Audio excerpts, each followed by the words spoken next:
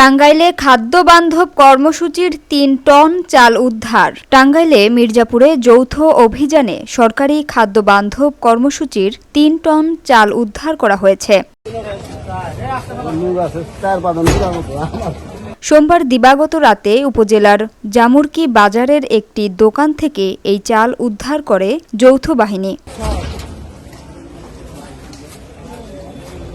এ সময় উপজেলা নির্বাহী কর্মকর্তা এবিএম আরিফুল ইসলাম, উপজেলা সহকারী কমিশনার তারেক আজিজ, উপজেলা সরকারি খাদ্য গুদামের ভারপ্রাপ্ত কর্মকর্তা হুমায়ুন কবির, মির্জাপুর সেনা ক্যাম্পের কমান্ডার এবং মির্জাপুর থানা পুলিশ যৌথ অভিযান পরিচালনা করেন। ইউএনও এবিএম আরিফুল ইসলাম বলেন, গোপন সংবাদের ভিত্তিতে জানতে পারি খাদ্য বান্ধব কর্মসূচির বিপুল পরিমাণ চাল একটি দোকানে মজুদ আছে এবং খোলা বাজারে বিক্রি হচ্ছে। পরে সেনাবাহিনী ও পুলিশ নিয়ে অভিযান পরিচালনা করি। এ সময় খোলা বাজার ও দোকানে মজুদ রাখা ২৯০০ কেজি চাল উদ্ধার করা হয়।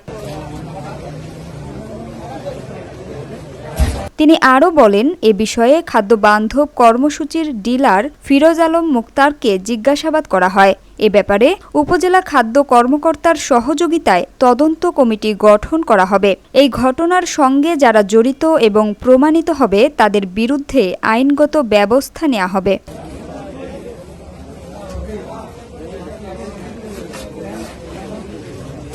Samia Sultana, GBC television.